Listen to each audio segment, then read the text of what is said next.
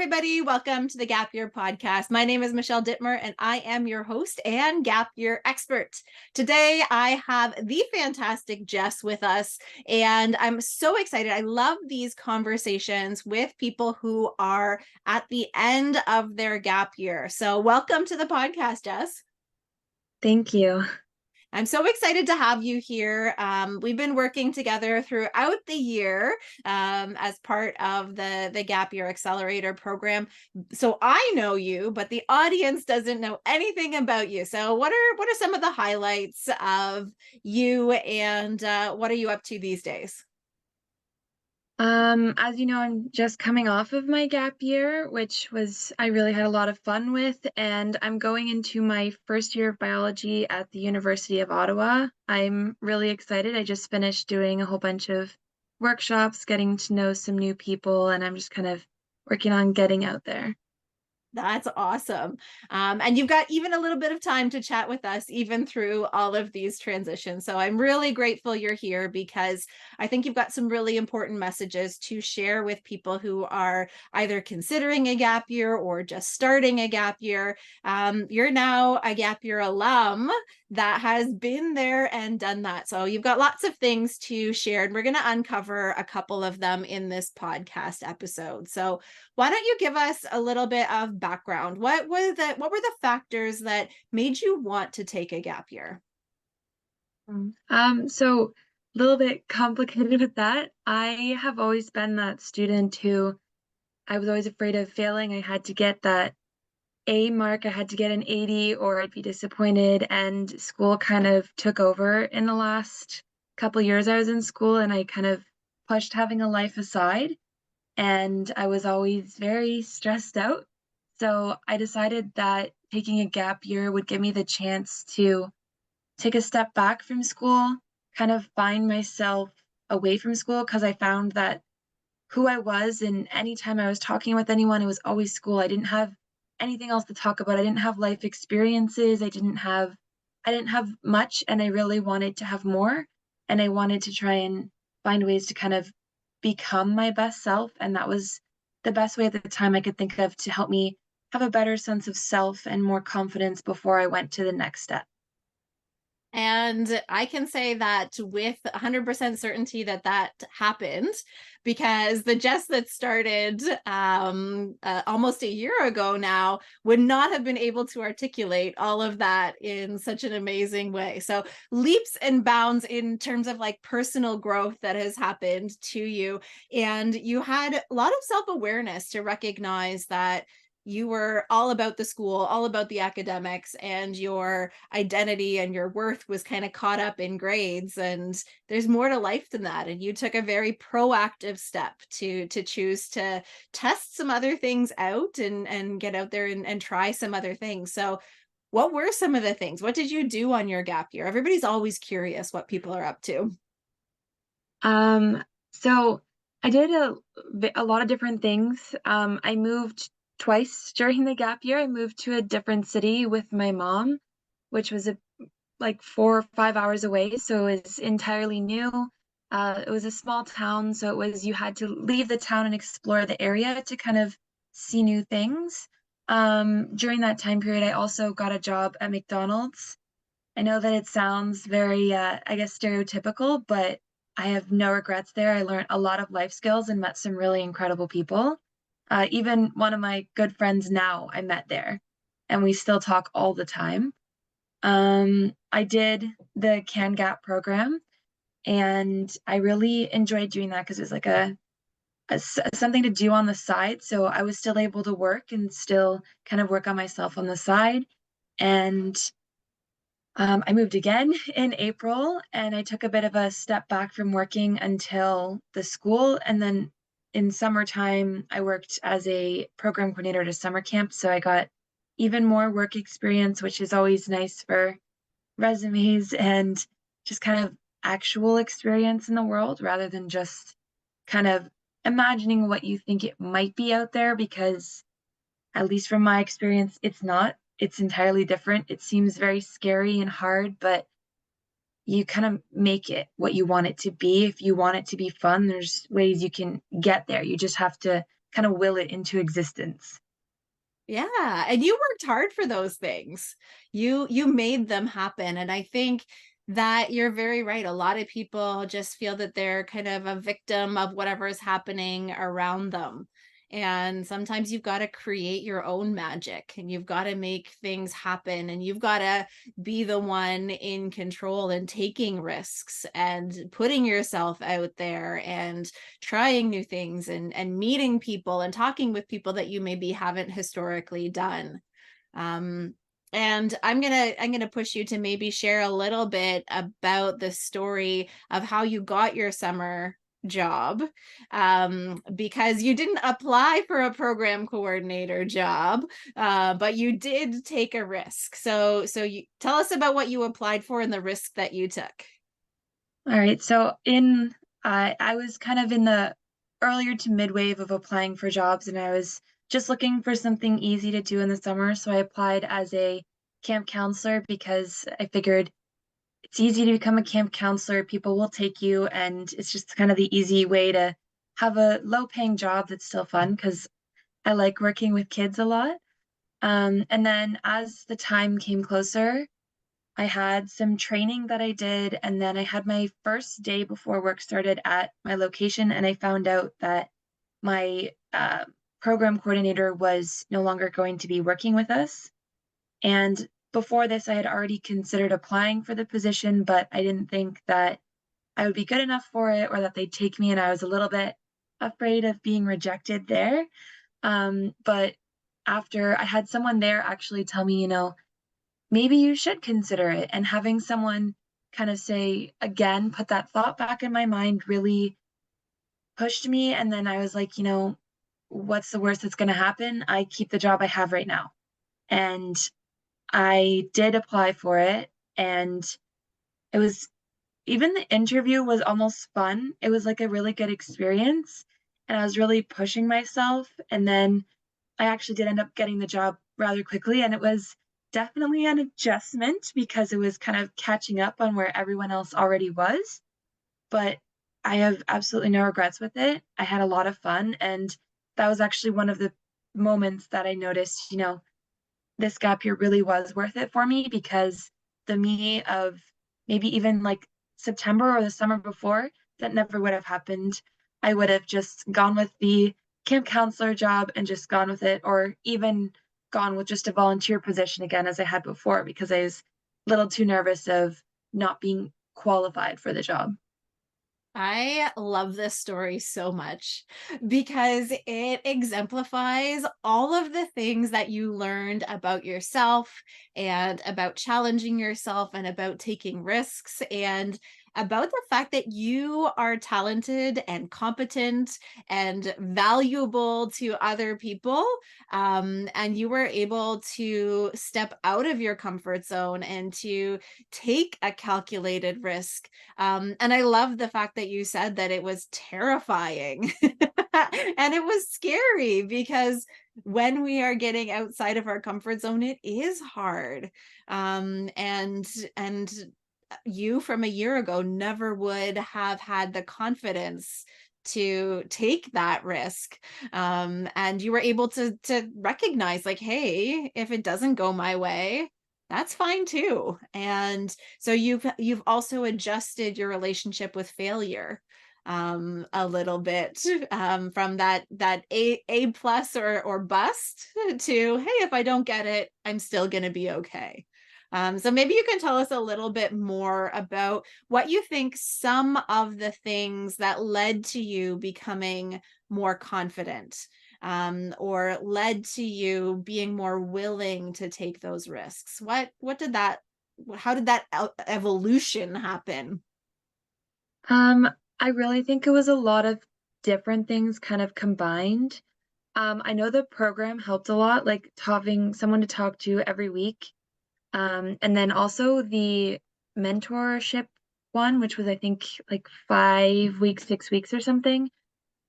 Just kind of listening to and like talking about like their life experiences and things that they've been through was really helpful to just kind of get a bit of a different perspective on everything, and being in a new place was already pushing me outside of my comfort zone.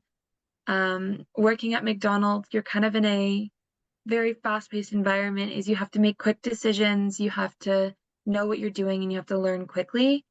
That also really did help a lot, and just like kind of a mix of everything. I also had a period of like a month and a half where I was living alone during the week while my mom was in the city.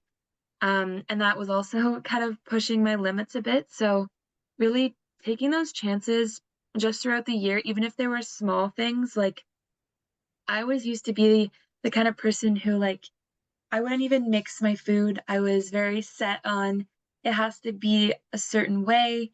I'll only eat certain foods. And then I decided, well, what if I'm missing out on something that I'm gonna love or really like? And I started trying like something as trivial as trying new food is where I started with things. And that pushed me to be like, okay, well, I actually started liking things that I didn't think I'd like.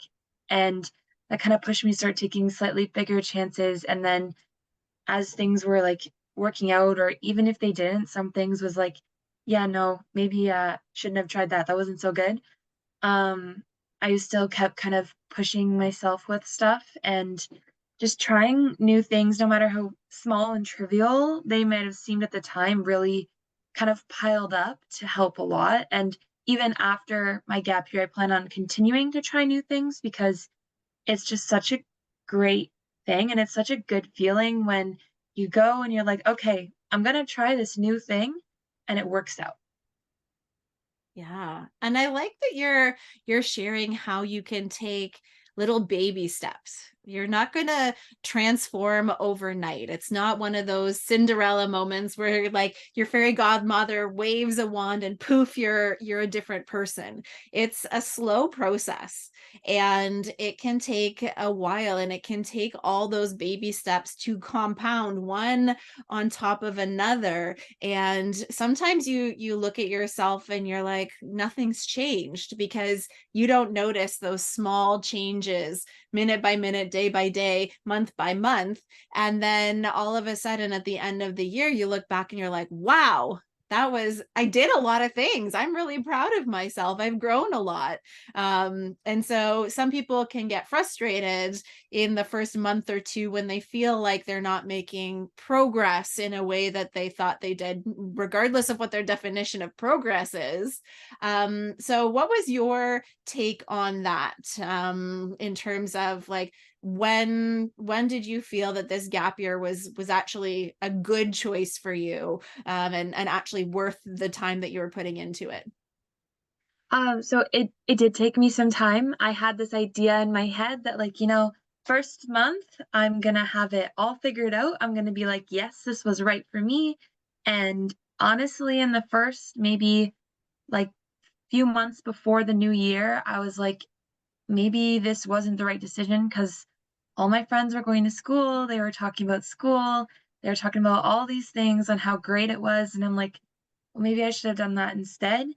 And then it got better as time went on, as I was starting to do more, try more. I'm like, well, if I was in school, I wasn't gonna be able to try this. I wasn't gonna do all these new things. And then in the summer, like I mentioned with the job especially, but like kind of in that time period, I was really noticing a lot of changes in myself. And then that kind of put in a bit of that idea of, well, it really was worth it because I'm like a totally different person. Like the people around me are noticing too. Like it's just I've changed a lot, and in my opinion, a lot for the better. Um, and it takes time to notice it. And for me, it was like 2 months before the end of my gap year officially. So it was a long time, but that's also because you don't necessarily notice it in the moment. It takes time, like you mentioned. Yeah. And I think you're doing incredible things every day, but sometimes we don't recognize how incredible they are until you look back and see this list of things that you've done, whether it's books you've read or art you've created or friendships or relationships you've made or broken, jobs you've had, skills you've developed. And so it's really important to, throughout your gap year, take that time to pause and reflect on these things. Otherwise, we don't notice them, and that can be really helpful throughout to keep some sort of record of what you're noticing about yourself. And that could take any form. Some people like to journal. Some people like to take photographs of things that they're doing. Some people keep lists. Some people update their resume every time they do something. So there's lots of ways that you can document all of these incredible experiences that you're having, and the kind of micro changes that end up amounting to major changes, in the end. So I'm curious for you, what were some of the best things that supported you throughout your gap year? What are some things you would recommend that other people on a gap year try to put into practice, or they try to access different support? What would you recommend to them? I think that like this program specifically was really helpful. I didn't like a lot of people do travel and go out and about and stuff. I personally didn't do that because I wanted more money for school so I can go further in that. So I don't know all of the resources with that per se, but I know like with this program, just in itself was really helpful. I also turned to like family, friends, kind of talking to them. I also think a big part of it is kind of your attitude and working with that, and trying to kind of develop a mindset of you don't have to be like everyone else. At the beginning of my gap year, I was very, maybe I should have traveled like everybody else is, because like I have some people that I'm still on like social media with from the beginning of my gap year. And I see that they're like traveling the world, they're meeting all these new people, and sometimes it can get a little bit almost intimidating. It's like, well, maybe I'm not doing enough. But I mean, if you're doing something that works for you, that's all that matters. And I think that a big part in helping me see that was just kind of my support system in general. Like, I'm really close with my mom, and she was a big part in that. Just like talking on calls with different people from this organization with my mentor, it was very helpful to just kind of help get the best attitude possible when approaching the gap year, and really developing that mindset of your gap year is yours. It's not, it doesn't have to be what the idea of you think a gap year should be. It's what's going to work best for you and what is realistically possible for you, and kind of finding a happy medium between them while still trying new things and going for kind of what your dreams and goals are. You gave me goosebumps when you said your gap year is yours. Like that really resonated with me, and I got like goosebumps all up my arm, because that's exactly it. There's a saying that goes, comparison is the theft of all joy. And the second we start looking at what others are doing, whether that is going to school or having a more quote unquote glamorous gap year, or even comparing it to what you think you should be doing rather than what you're actually doing. When you start to compare, you lose focus on what's actually right for you, and you're trying to live out somebody else's plan. But it is your year. This is your chance to do the things that you want or need to do. And I love that message. I think that's such an incredibly powerful one that everybody should take to heart, because no two gap years look the same. And there is no wrong way to take a gap year. Whatever is right for you, and people will always get on me, because I always say, if you're working towards your goals, which is central to everything I say, then you're doing it right. And I think that message is so powerful. And I'm also really glad that the Gap Year Accelerator program, which is now called Gap Year GPS, we just gave it a new name, was helpful to you, because that's really what our goal is with the program, is to be that sounding board, that those people to make sure that you're getting access to the support and the resources, and you're having those conversations, and you're being asked to go deeper, and not just accept things at surface value, and looking at things that maybe you wouldn't have ever looked at before. So I think it's really great to hear that that was a good support for you, as well as your community. Like, oh my goodness, having that support and those people to turn to is just so invaluable. So if we're going to leave with one question, the question would be, what would you say to yourself from 1 year ago?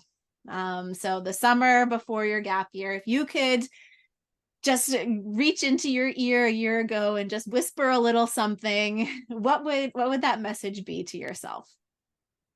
That's a hard question.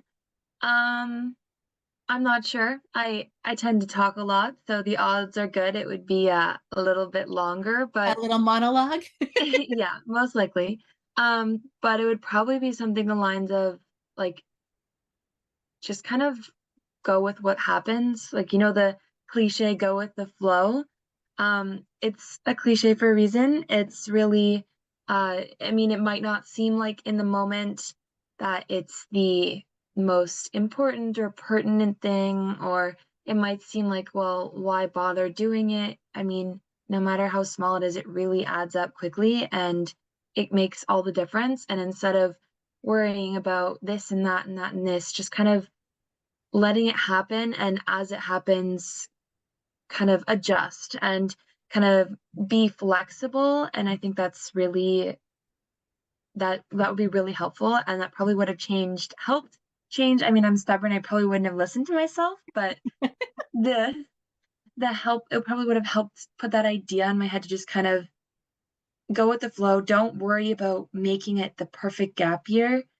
It's gonna be perfect by the end because it's your gap year. I love that. Such words of wisdom. And I hope that everybody who's listening out there takes those words to heart, regardless of where they are on their gap year, whether they're just heading into it or midway through, or they're feeling that frustration that you were feeling, that maybe you weren't, it wasn't worth it. But in the end, that messaging really came through, that this was a really good choice for you, and you've grown so much. I'm so amazed by you and the transformation that's happened. And I know that you're proud of yourself. And it was just such a pleasure to work with you this year. And thank you so much for joining us on the podcast today, Jess. It's been a pleasure. And I know people will take away so much from your experience. Thank you.